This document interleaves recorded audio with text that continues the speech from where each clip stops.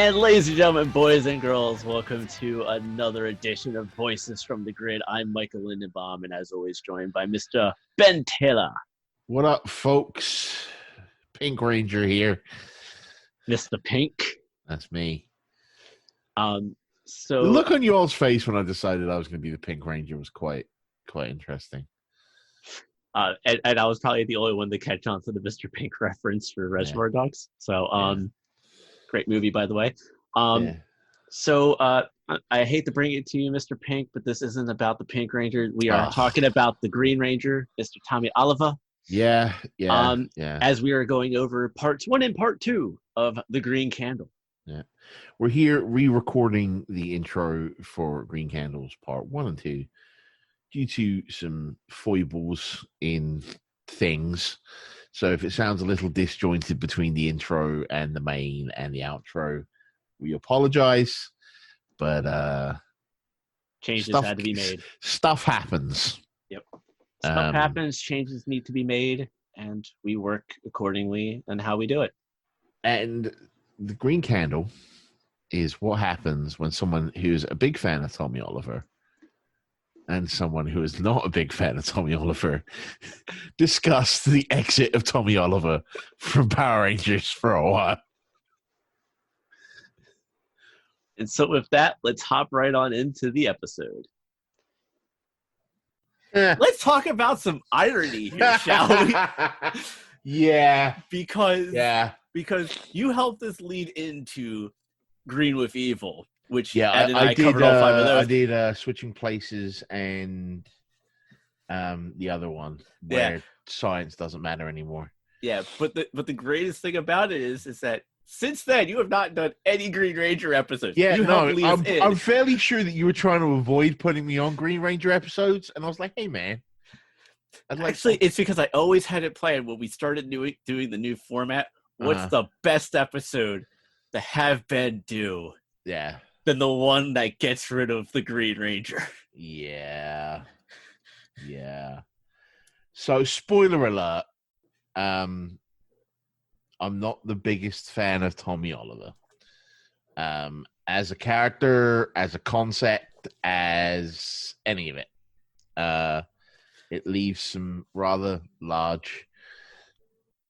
I've just got some issues.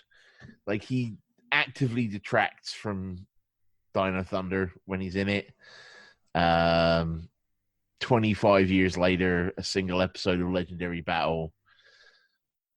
All of the marketing was about him and not about the actual current Rangers. And as we know, team-ups need to make the current Rangers look just as good as the old Rangers for them to work properly. But let's talk Tommy Oliver. Let's talk Green Ranger, because I've not had a chance to do that yet. Yep. And quite frankly, we're pre-recording a whole lot of episodes, so I don't know what the others have said. I have thoughts, and this is something that's bugged me for a while. How did Rita get the green power coin? Do we know? So now, according to I wanna put a caveat on this. Don't include comics. Don't include books. Don't include movies. Just the TV show. According to TV lore, she's always had the coin. Right. How? That's never explained. Because we find out later on that Zordon found the coins, and all 6 coins were made by Ninjor. So how did Rita get the green coin? Yeah. And that's where and I know you say no book or comic book or movie lore, but then that's where the lines get blurred, because obviously you want to throw out the movie from 2017 because that was a whole reboot of Mighty Morphin. Reboot. And that had Rita as the 6th Green Ranger. Yeah. And that's why she had the coin. But then you go into comics, and that's where you find out that that 6th coin was actually put away behind a cave behind this tribe that was protecting it. and she actually had to go in and retrieve the right. coin. But for TV when did that comic come out? That came out in the last couple of years. Yeah, so I shouldn't have had to wait 30 plus years to find out how Rita got the green coin. But TV lore, it's never really explained. It's just Zordon goes, oh well, she's I guess she resurrected the powers of the coin through those spells. Because keep in mind, and it's something that was talked a lot about in Green Evil, she had to do spell after spell after spell after spell. Yeah. Just to A, put Tommy under her spell, B, give her the ability to give him the coin, give her the power to give him the sword of darkness, to keep this. So there was spell upon spell upon spell that was, and that, I think when you kind of look at it from that, even though it's not probably properly explained, that's probably the real reason of how it was. She always had the coin, but she needed to use magic. She had to wake it up. To wake, to wake it up. The other, and that'll get onto something that I talk about a little bit later when we get to the actual episode, because we've not started the episode yet. We're just talking about my general thoughts on the Green Ranger in general. Yeah. One thing I do want to say, and you'll have seen this if you read my articles that I'm writing on the website. Long story short, I started my journey through Power Rangers about this time last year, close to, and I've started chronicling my thoughts on each season. And one of the things I mentioned when I talk about the Green Ranger is some of the things they did right with the Green Ranger, right? Specifically, when he turned from evil to good, his power set didn't really change, right? You'll see this a lot with Sixth Rangers, that when they're evil, they can do so many more things than when they're good, right? The perfect example of this is Trent in Dino Thunder. When he's the White Ranger that's evil, he can trap Zords in bubbles and encase them in barrels and do all kinds of flash super speed stuff. And he turns good and he can't do any of it. Right? Yeah. And then the other thing that they did really well with him as a Sixth Ranger is he was actually involved. Because again, you see it a lot in Sixth Rangers where they just disappear for large periods of time, right? Again, Trent just disappears for half the season.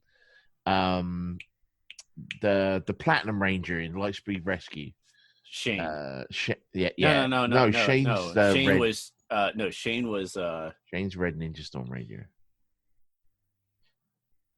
No, there was another Shane, the one in space, the Silver Ranger. The Platinum Ranger, forgetting his name. Shane wasn't in space. It was a spacey name. Oh. Come on, brain. I know it's early in the morning, but come on. You are better than this.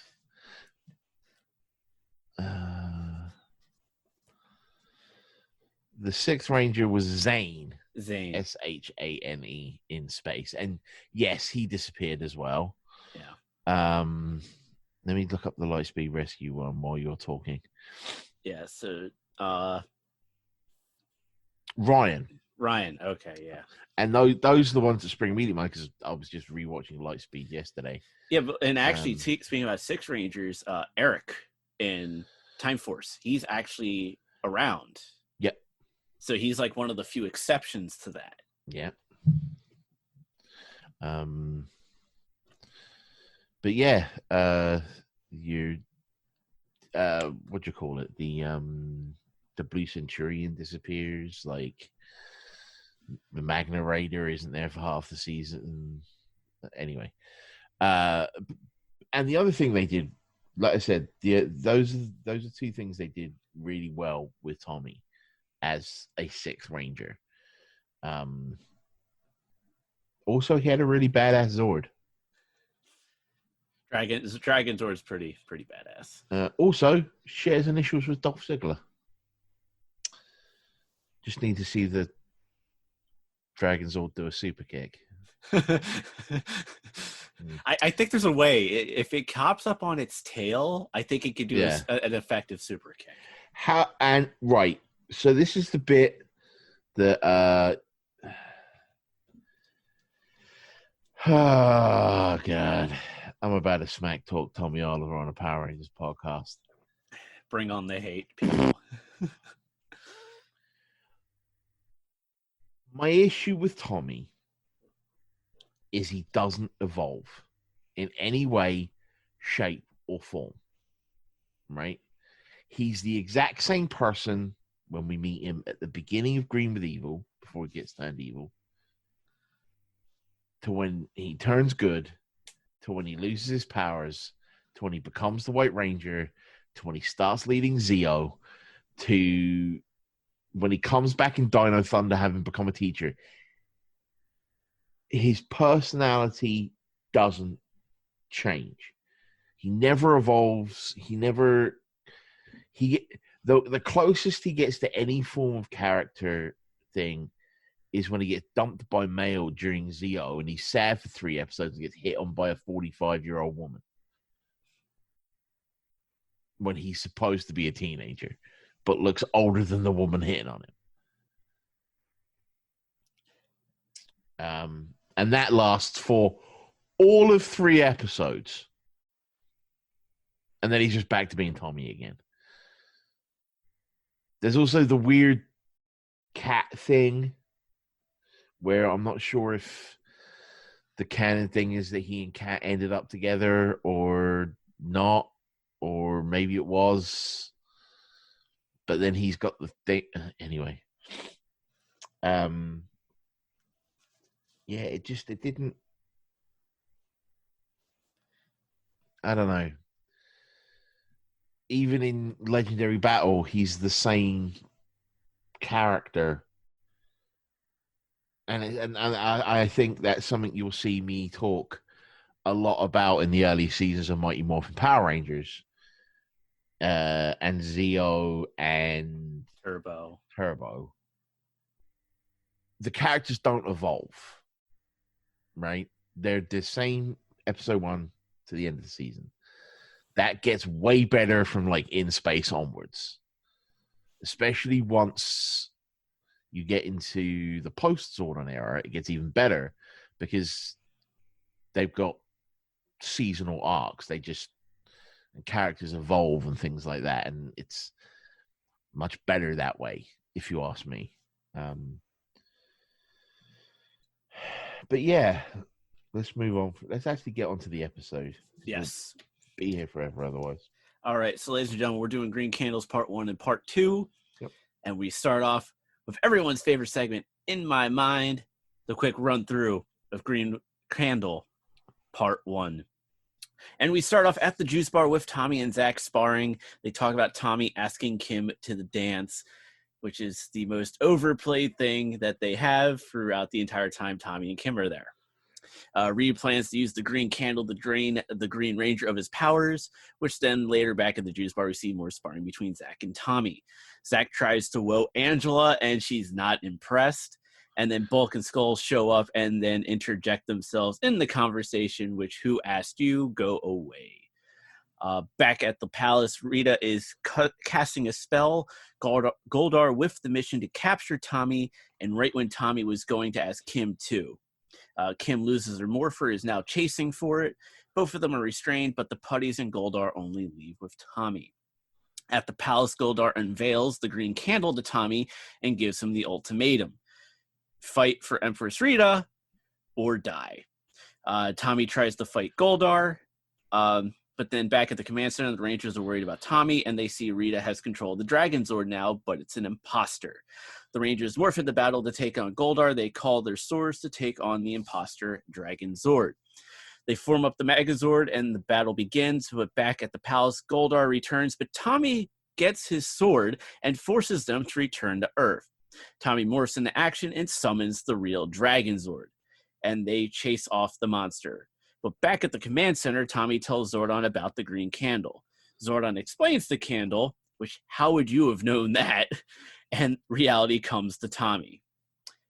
To be continued, but first notes from Mr. Ben. Okay, so Green Candle Part 1, a.k.a. Rita's team tries real hard to lose. So Zach and Tommy are sparring, and the implication is they've been sparring for a while, right? Because they're mid-conversation, they're mid-fight, they do the move, it ends, they start talking, and neither of them is sweating, and it's kind of weird.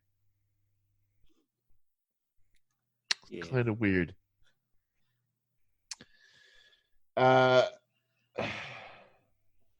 So they have this conversation about how Tommy should just get over it and ask him to the dance, right? And it's basically Zach being like, just do it, dude. Get over yourself and ask her. Like, you're really good at everything else. Just do it, right? Yep. And at that point, even though Zach is the person in this conversation that is right, Zach is the person who should be like, look, listen to this person. They go into a slow motion segment of Tommy breaking a board. And it's like, why does Tommy get the slow-mo motion? Zach should be getting that exclamation point, right? Because he's right. He's the teacher. Yeah. So we cut to the moon. I'm not sure why I said it like that. And Rita reveals her plan and says, it's sinister and dark even for me. Bloody candle.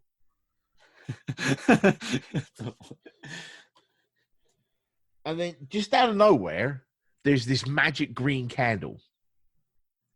Right? And this is what I was referring to earlier with the power coin, right? It would have been so much more interesting if we'd seen what Rita had to go through to get the power coin. Again, yes, I know we're limited by Sentai footage.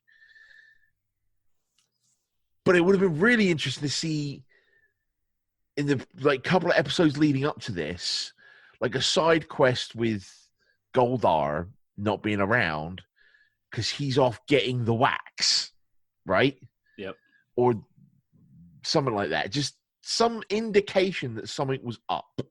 Well, they kind of explained with the wax for the candle that when Tommy was under Rita's but we'll get spell, to that. You know, we'll get to that. Yeah.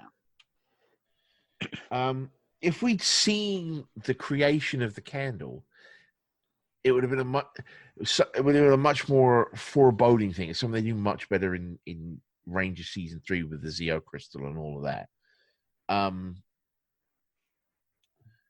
So then she has to locate Tommy, right?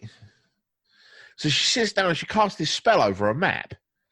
And I'm like, why? Every other time you want to know where the Power Rangers were, you just look through your telescope. And there they were. Or it's Tommy. His life takes him one of 3, maybe 4 places. The juice bar, the command center, school. Maybe his house to sleep. Wait, maybe. Does he sleep? But we've covered my thoughts on this previously, where these teens seem to do everything. Just everything. Dirt bike racing, leading charity, teaching classes, learning at school, getting the homework done, passing exams. What? Anyway, hence, maybe sleep. Maybe sleep. So then we are back to our non-sweating sparring partners. And Zach tries, as you said, to woo Angela. Does Zach genuinely think that's how you get a date? Yes. Because Zach's an idiot. I will give credit to this.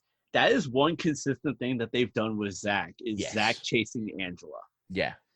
They did do that very well. Yeah, so that, and it's just a continuation of his consistent chase of Angela there. Yep. Bulk and Skull show up. And it's just an excuse for a pratfall. And then Tommy and Zach call the ladies over to laugh at Bulk and Skull. Like I said, who are the bullies? The Power Rangers are the real bullies, man. Who are the bullies? I've been saying that since episode 1. Yeah. That the Power Rangers are the real bullies. Me too. Okay. So they have this candle, right? But then they exposit that they need his power coin. Right? Yeah. But if you have the coin, just dust the coin like you do in season 3. The powers go away. In season 3, when they're getting ready to use that stupid pull-arm robot thing to bring all the Power Rangers back to being regular people, Zed and Rita just dust the coins, and the powers are gone. Why not do that with this? Why not just dust his morpher? Because she wants the coin, because that gives her the power.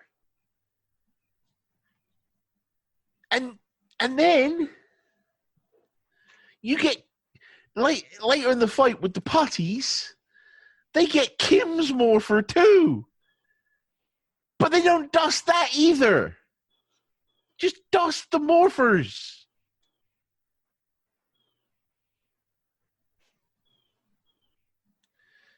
They have Kim and they have Tommy, but they only take Tommy. Right. So this is where Rita's team trying real hard to lose starts. This is a plan that requires time for the candle to burn out, right? Yep. So why leave a witness? Because they're not very smart. Either wait a little while and attack Tommy when he's alone, right? That way, no one's going to know that the candle is burning, so they won't come to save him. Or just take the witness. Especially when you have her morpher. What the hell, Goldar? Do better. On your report card for this mission, you get an F. F+. It would have been an F-, but you did actually capture Tommy. But yeah, just if you think about it, if they did not attacked when another Ranger was around, the plan would have gone unopposed.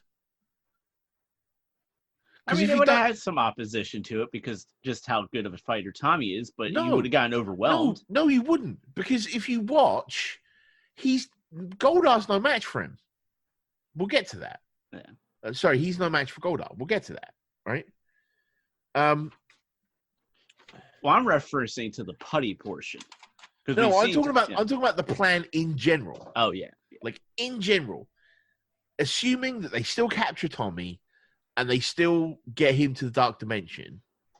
If they hadn't attacked when Kim was around and they didn't send the Cyclops monster, they would have won. They'd have got it. Yep. Because no one would have known Tommy was missing. Yeah, but you know what though? You know who's been able to pull things out of his butt quite too many times? Zordon. Yeah, So Zordon would have known. I can't locate Tommy. I must get him. I must tell the others. At this point, Alpha's like, he is a teenager, Zordon. He's probably just spending some alone time with magazines.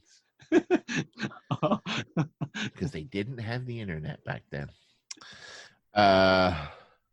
So Finster cooks up a monster. That's an edit. Finster cooks up a monster that will be able to, quote, change into any shape at will. So it only actually takes 3 shapes, which is the Dragon Zord, the Megazord, and the Dragon Zord in fighting mode.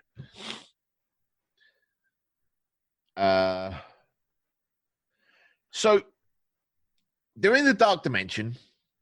There's Goldar, there's the Candle, there's Tommy. And Goldar has Tommy's Morpher. Right? Yep. This has been established because in order to start the Candle, they needed his power coin. That was established earlier in the episode. Just leave. Take the Morpher and Allons-y. Right? Just go. You've shown you can restrain him to the point where he can't do anything while you're gone, because that happens later in the episode. Just do that and leave. Problem solved. Like,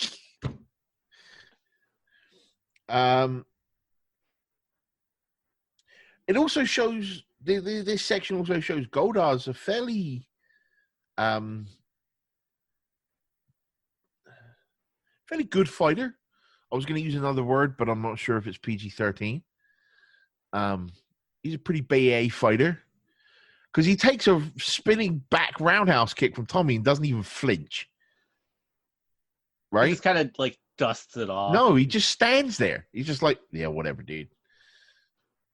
Can I get some donut holes and maybe a coffee? So we're back in the command center, and Kim is tipping off everyone about what's going on with Tommy. And Zordon has no idea. That's not right. Zordon always knows. Yeah. Then they see the Dragon Zord on the viewing globe. But interesting note, Zordon can't tell it's the Dragon Zord at first. But then there's a commercial break, and then he knows it's not the Dragon Zord. Dramatic pauses. Goldar leaves the dimension with Tommy's Morpher. He still has the Morpher at this point. To fight the Rangers. The Rangers get beat up pretty bad while the Dragon Zord rampages. They summon the Zords, and they play the full, unsped up Megazord morph sequence to pad out the episode. I'd like to point out, this still leaves Goldar and a squad of putties rampaging through Angel Grove unattended.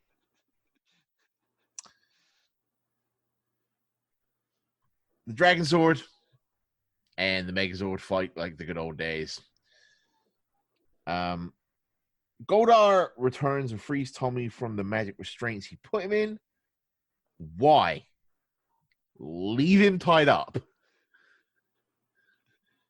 You were able to leave, beat up the other Rangers, and come back, and he couldn't even move towards the candle. Just leave him tied up. You're trying to lose here. Then Tommy steals Goldar's sword, teleports away, and morphs. Yeah, so somehow in that exchange, he got his Morpher back. They, but here's one of the interesting things. Doesn't matter how he got his Morpher back. Forget that. He's standing right in front of Goldar as he morphs. So why doesn't Goldar just punch him in the face? You know, be like, no morph for you. That's a bad Tommy Oliver. You do that outside. It's like, but seriously, Goldar's standing right there. Why didn't Goldar just like attack Tommy and be like, "No, you're not morphing. I'm not gonna let you get back into the battle." Like, come on, Goldar. Right. So I've wanted to say this for a while now. Tommy arrives to summon the Dragon Zord, and he plays his dragon flute that sounds like a synthesizer by blowing on it through a solid mask.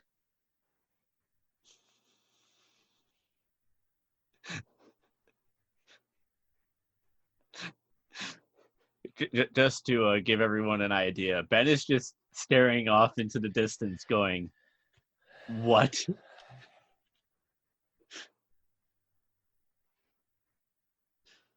The real Dragon Zord shows up and starts laying a whooping on the Cyclops Dragon Zord. And it really underlines how powerful the Dragon Zord is as a Zord, because the Megazord was laying punches into this thing and it wasn't really flinching. One tail swipe and the thing can't hold its shape, which is really interesting. Well, I think at this point they've established that the Megazord only has so many limitations. No, but that's what I'm saying. It's a very interesting way. Like, it's a very cool way to show how much more powerful the Dragon Zord is, and why losing it will be bad. Yeah, and then not only that, but like it helps the team progress a bit, going like, okay, we can handle it up to this point. Yeah. So. Yeah. And then there is the typical wrap up where Trini's are like, she can't take your powers away, and Zordon's like, yeah, she can.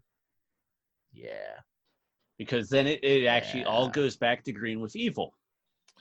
And then, quote, she has a special wax from the Gamma Tri system, because once a person touches it, it retains their personal energy.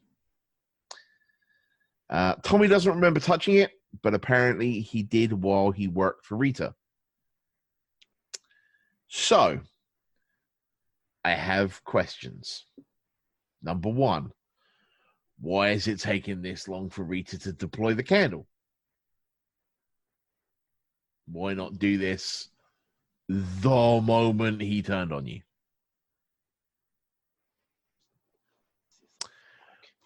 Follow-up question. If it's the special wax from Gamma Tri system and a person has to touch it in order to store their personal energy, how does Zed make 4 more candles later on for the other Power Rangers that haven't touched the wax? That I would not know. So let's see here. I just want to look at something real quick. Yeah. So after Green with Evil Part 5. Yeah. Tommy is in the Green Ranger is utilized in 1, 2, 3, 4, 5, 6, 7, 8, 9, 10, 11, 12 episodes leading up to this point. Yeah. So that's 12 battles that the Green Ranger, technically 11, because there was one battle that he actually was not a part of. The point being, yeah, the moment you lose your biggest weapon, you take it out. Especially, you don't just have this candle thing going.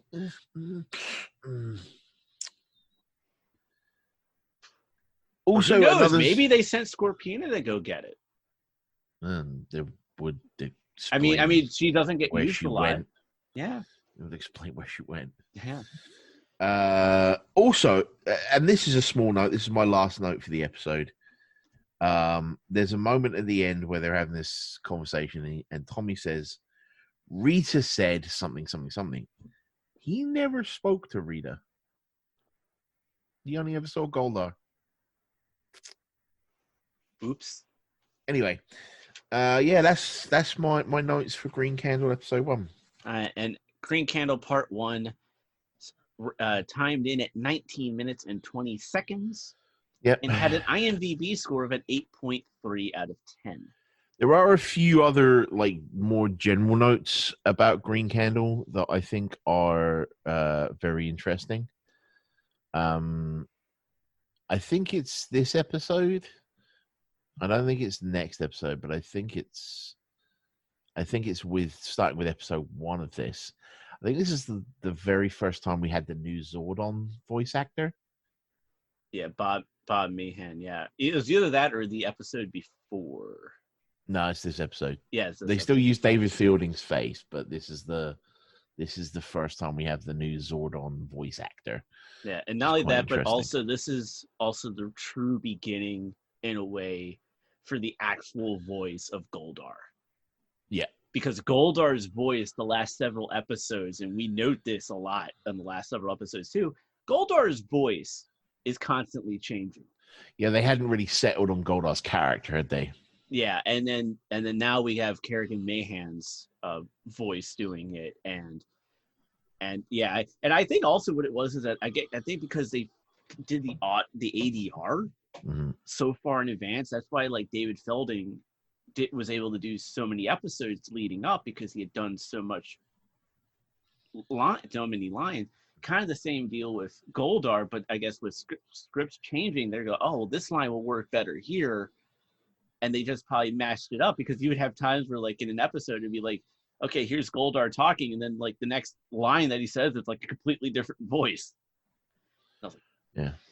The other thing that is worth mentioning, and I know that this is something Brian talks about a lot, is the Sentai equivalent. Because it's worth noting in Zyuranger, Tommy's equivalent, Burai, actually dies. Yeah. It's nothing to do with the candle. The candle is in the Sentai, and basically Burai has this room, and whenever he leaves the room, his life force is ticking down. Yeah. And that's constant from the beginning, and the candle is just kind of a representation of that. His life isn't tied to the candle. And it's also why you wouldn't see Tommy a lot in the battles until the very end, because they were playing off.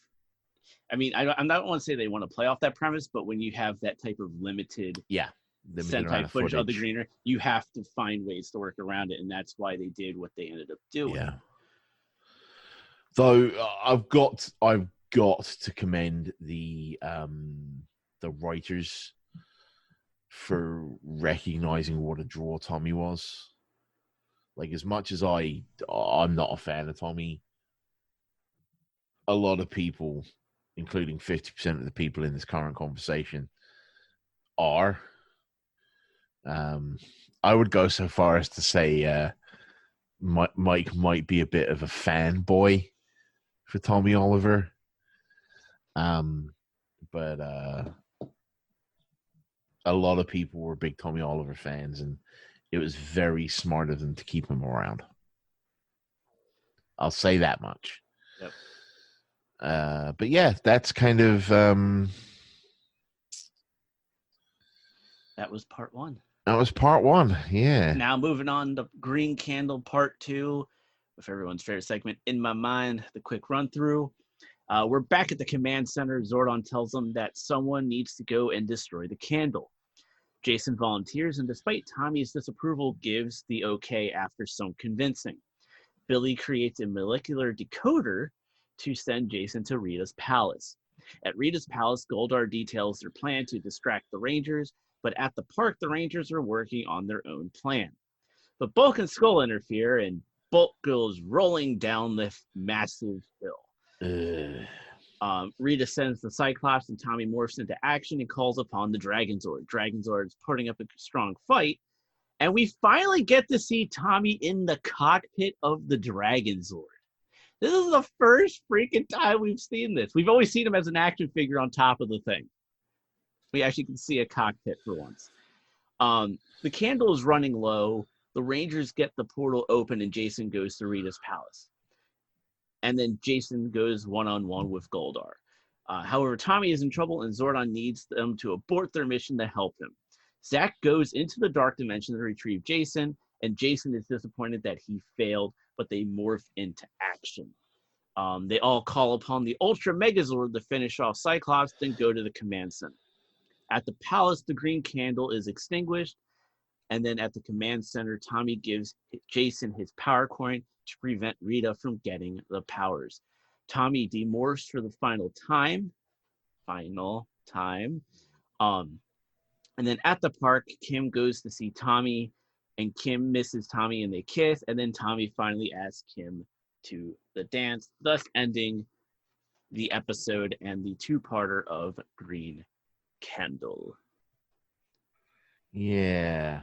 Green Candle episode 2, aka Rita wins ? And not the punctuation mark, the words ?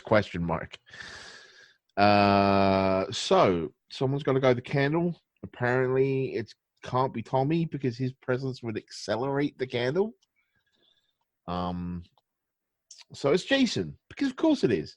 Who else are they going to send? Billy? Nah. Trini? But she's a girl. Though they do make a good callback to the fact that Jason has been to that dimension before, right? Which doesn't make any difference because it's one room and Zach just walks out of a portal and there they are. Well, I think also when you look at it, Jason, yes, he has been to the dark dimension before, but they also did a lot of building up between Jason and Tommy. But no, it's the fact that Jason, before Tommy came along, Jason was the face of the franchise. Yeah. Tommy won't let Jason risk himself, but something, we're a team, something, yada, yada. Goldar re-rounds the plot again for the second time in less than 2 minutes. They exposit the plot again. Billy's made a thing, and Kim plays Captain Picard. You look confused. Make it so. No. So one of the so we'll get into this. You've heard, those of you who know me have probably heard me talk about my disdain for Voyager, Star Trek Voyager. And one of the problems with Star Trek Voyager is that Janeway, as a captain, was a science officer. See, the thing with Picard was a helmsman. So when Data and Geordi would be like, oh, we're going to do a something with the neutron flow and shoot it through the deflector array, and Captain Picard would be like, what?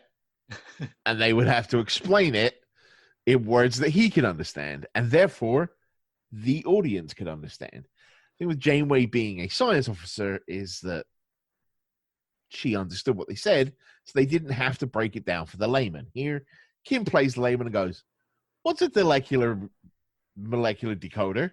And Billy explains the science and technobab, right? That makes sense to me now. Thank you for that explanation, Ben. On the moon, Rita and co.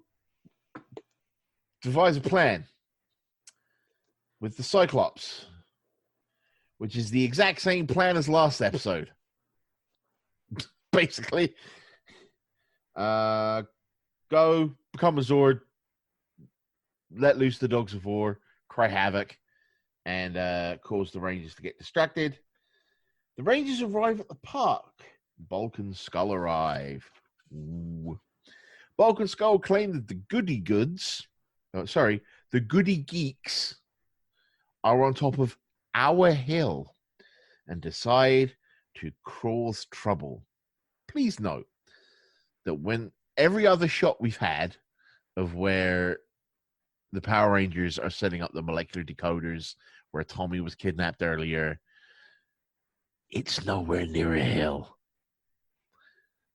Then we see Bulk and Skull struggle up a hill that doesn't actually exist. and they come up a hill on one side that the Power Rangers walked up earlier that wasn't as steep as the hill that Bulk and Skull walked up. Anyway, it's basically just the excuse for put Bulk in a barrel and rolling down a hill, basically. Yeah. Because the Rangers are real bullies. Well, technically, they didn't put him in the barrel. Yeah. Tommy is lamenting not being with his friends. But Zordon gives him a pep talk and he says he trusts Jason. When the alarm goes off and Tommy runs off to do a bit of a fight. And this, in his last episode as the Green Ranger, is Tommy's Oliver's first ever time saying the words, "It's morphing time." Then we see Cyclops and my notes have DZ because I got bored of writing Dragonzord. And I just went... So you're going to start saying Dolph Ziggler every now. Exactly. I just went, Dragons, for 90% of the fight, Dolph Ziggler beats the Cyclops up. Yeah. Okay, so anyone who doesn't watch wrestling, Dolph Ziggler's a wrestler in WWE. Yeah. Okay, now we can move on. Okay. For like 90% of the fight, the Dragonzord is just wrecking the Cyclops, right? The Cyclops is getting in a punch here and there, but the Dragonzord is just wrecking it. We cut back to the teens in the park. Jason's getting ready to go in. And of all five of them stood there, all four of them holding the molecular decoders, only Zach says good luck. There's not even murmurings from the others in the background. It's just like, good luck, dude. Thanks, bro. And he goes in. That's it. It's like, what?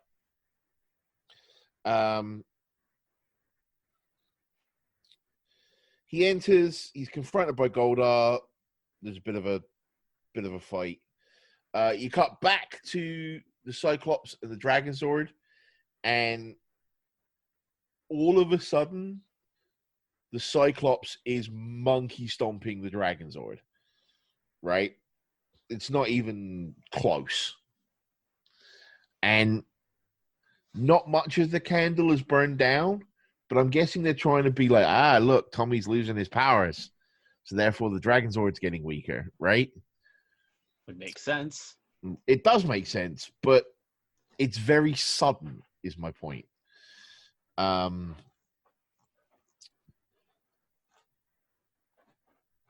Zordon has to send the other Rangers to help Tommy, so Zach goes to get Jason. And this is a really interesting point here that deserves some discussion. This is the Rangers and Zordon having to make a choice between Tommy's powers and Tommy's life. Right? Yep. And it's something that they really harp on over the next few episodes as well. Yeah. Which is good storytelling if you So Jason's like, he could lose his powers, and Zach's like, he could lose his life. Which is a really nice way of summing up the situation. However, it is also somewhat typical Power Rangers double talk for not addressing things like death and injury and blood, and you know what I'm saying? Yeah. I will merely do, as I point out in my articles, that point out that even Big Bird on Sesame Street learned what death was. So, and wasn't that because of the death of one of the Mr. Hooper? Yeah. And it is one of the most amazing episodes of that show. But the adults had to teach Big Bird about death, and I don't think saying die and death and thing like that is really bad. I mean, we've only ever had one Ranger killed in the course of duty, and that was Kendricks. Yeah, in Lost Galaxy. In Lost Galaxy. Still want my money back on the branding for that one. Lost Galaxy doesn't appear until like the 35th out of 38 episodes. Anyway, but the point is, it's a very interesting thing that I feel could have had a bit more development, because even, and I'm not going to go, and we'll come back to it. There's no extended Zord morphing thing this time. In fact, the other Rangers arrive, and within 10 seconds, they're already in the Ultra Zord killing the Cyclops. I'm like, do that the first time. Do that last episode. Problem solved. Candle goes out. Now, we have been led to believe, for 2 whole episodes at this point, in fact, nay, I will go so far as to say, for the entire time we have known about this here candle, we have been led to believe that the moment the candle runs out, Rita gets the powers back. So if the candle runs out, why does Tommy still have time to give Jason the coin? I don't know. Okay. Maybe it's because he's under the protection of the command center. Maybe. That's the only logistical thing I can think of. It's in a very interesting moment at that point, when Tommy hands Jason the dragon coin flares red. Okay. And this has been something that I've wondered about. So when he hands Jason the coin, does Rita still have the green powers? No. But no coin to channel it through? No. We've shown that. Hang on, let me finish. Yep.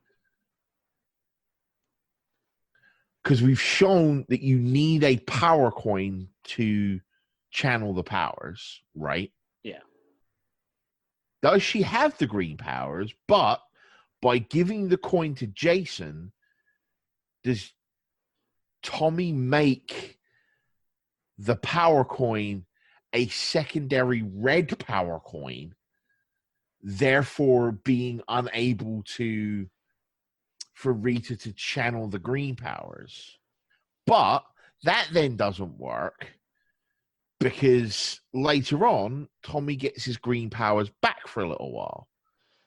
How does he do that if Jason's got the power coin? And if Jason gives the power coin back to... Hang on. We're jumping ahead. Hang on. And if Jason gives the power coin back to Tommy, does Tommy then not have the power coin for the green candle to finish its spell? So, okay. One, you jumped like 15 episodes on that one. No, I didn't, because it's relevant now. Yeah, but the way I've always understood it, or the way at least I look at it, is that the moment that Tommy gives Jason the coin fuses with the Red Ranger. Power. Thus what the Flash is. Thus breaking the spell from Rita, because it's then been fused with Jason. And that's how I've always looked at it, because... And then, when you get like 15 episodes later, when the coin comes back, that's something that Zordon does. But it's established that the candle drains the person's power, right? So the moment that Zordon gives Tommy his jump start a couple of episodes down the line, however many it is, 15 or whatever, the moment that he gets the jump start after Doomsday, surely it should just get siphoned away again. Yeah. Well, that's a recurring thing, though. That would be a recurring thing. You have limited power, and Zordon has to continually recharge. So it's a continual thing where it's like every time he goes into battle. But what I'm saying is, like, imagine you've got a USB power block, right? Yep. And the power block is plugged into your phone. And the phone is Tommy. And the USB is the power. Sorry, no. The power block is Tommy. And the phone is the green candle. Now, the phone and the power block are always linked. Right? If the power block runs out of power, you plug it in to put more power into it. But the power just goes into the phone. Yeah. Well, I still believe that what it is that when Jason got the coin, it broke it broke the connection completely, and whatever spell that was on it because of that fusion. So when you saw that red flare up, that was essentially the breaking of the spell. That's how I've always interpreted it. That's a fair way of looking at it. Yeah. It just could have used a little bit of exposition. Yeah. So then we cut to the park. Kim finds Tommy. We are assuming maybe a day or two later. Acting like nothing smegging happened. He's not depressed in any way. He's not sad. He's not, I don't know. He's conflicted. No, he's not. No, he's not. Even in his dialogue, she's like, how you doing? He's like, I'm all right. It's not shown in his acting. It's not shown in his dialogue. It's not shown in his body language. It's not shown in his character. He should be like, dude, I'm sad. Give me a hug. He should be like, yo, dude, what do you mean, how am I? I just got superpowers taken away.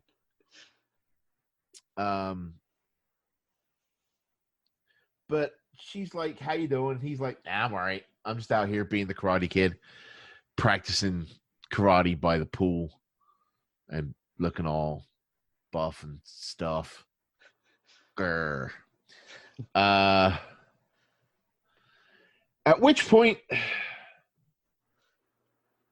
we get the first kiss in Power Rangers history. The only couple that is allowed to, in fact. Even though, dare I say it, other couples deserved it more.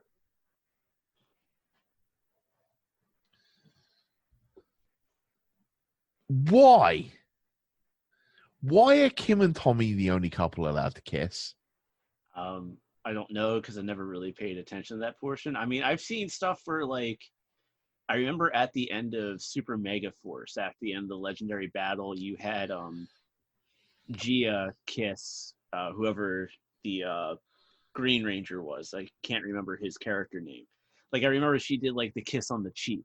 No, that doesn't count. Yeah, I know what you're saying. That doesn't count. But like I've noticed that stuff. But as far as like actual full blown like kiss, I don't know. Like why are Kim and Tommy the only ones allowed to do it? Because they do it again later in an episode. I can't remember off the top of my head. One of the White Ranger episodes. I don't know. One of those episodes. Yeah. But there are so many more Ranger couples that have deserved it. Like Ashley and Andros, right? When Andros is going off at the end of In Space to confront Astronomer on the ship, right? And they just hug. Like, you've been building that relationship up for a season. Shove your tongue down her throat.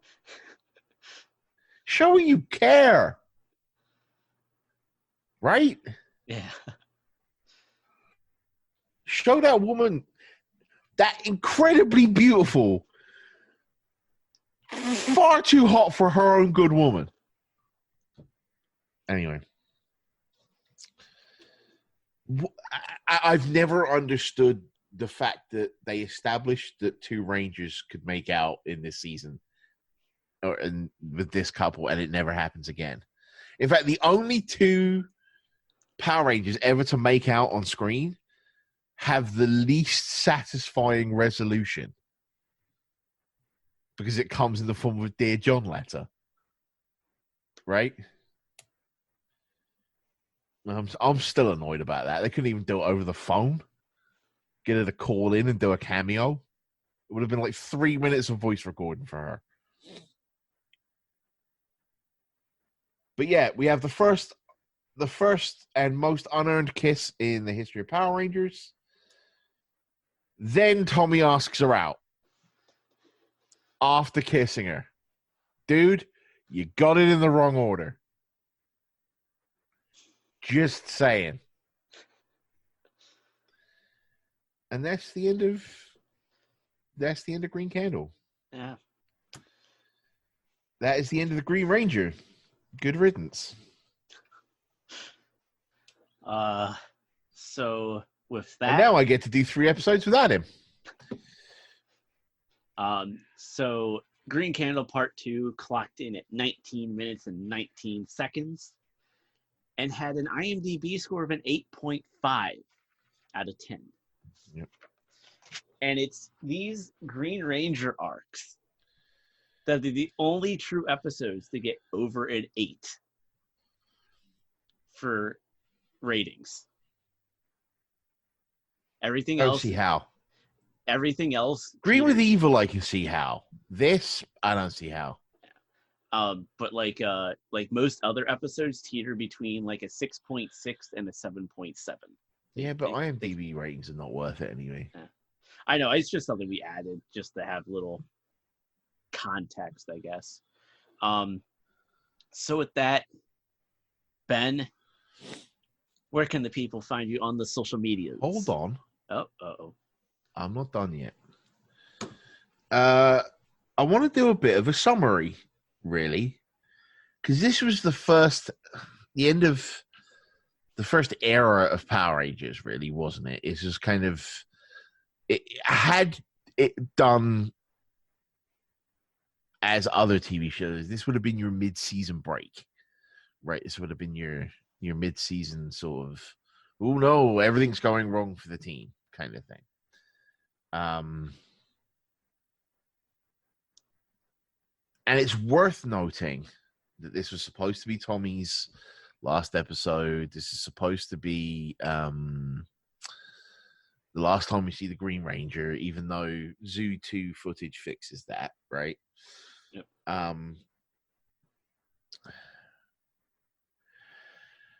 I think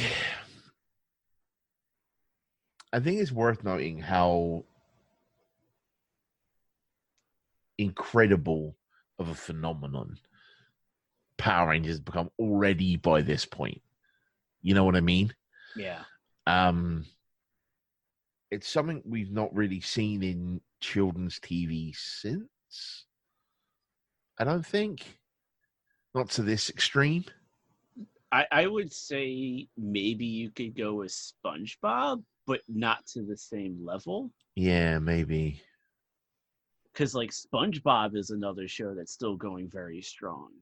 Yeah, but SpongeBob didn't cause riots in toy stores. This is also true.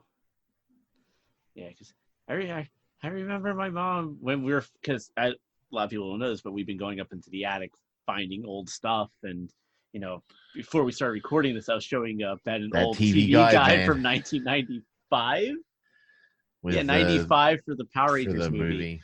But like we would find stuff, and one of the bins I actually brought down actually had the old Power Ranger stickers from the first season. So it was like the Dinosaurs and stuff like that. And my mom was like, man, and she saw the sticker and she's like, man, I remember having to buy this stuff, and you don't have the internet like that, you did now. Yeah. And it's like, yeah, like it was crazy. Yeah, I just thought it was worth summing that up, really. And so, Ben, We just had everyone listen to Green Candle 1 and 2. Yep. Lots of differing opinions between the two of us. You could say that. Yep. So with that, real quick, where can the people find you on the social medias? You can find me at Twitter on at Bob T Goldfish. You can find me every 2 weeks over at txhthockey.com/awesomemania, which is the sister show to Voices from the Grid, where Mike and I discuss the goings on in the world of wrestling. You can also find me over at txhthockey.com/VFTG for your every bi-weekly journey from Power Rangers. Yeah, for my bi-weekly Power Rangers columns. I'm not going to lie to you. We're recording these ahead of time, so I'm not sure which one's going to come out anytime soon, or even if I'm not finished by now. Who knows? But check them out anyways. I'll find something to do once I'm finished writing about 25 seasons of Power Rangers. Though I've been assured once I get to Super Mega Force, I'm not going to want to watch anymore. So, whatever. And then you can find me on Twitch at twitch.tv/321_TV with my good friend Jordan Johnson and whoever else wants to stop by and play some video games, as we do all kinds of things from WoW to Diablo to 40K to all kinds of things. Tune us up on the Twitter to find out when we're going live. And then, of course, you can find me on the Twitters at the Lindenbaum75, Facebook at facebook.com/X75 Productions, and, of course, everything on txhthockey.com and for the show /VFTG Voices for the Grid. From the Grid. Yep. So that, Ben, you got rid of Tommy Oliver. Take it away. Oh, that felt good. So I will say, guys, gals, and online pals, in the words of the 16th President of the United States, Abraham Lincoln, be excellent to each other and party on non-gender-specific honorific. And until next time, grab your morphers and may the power protect you.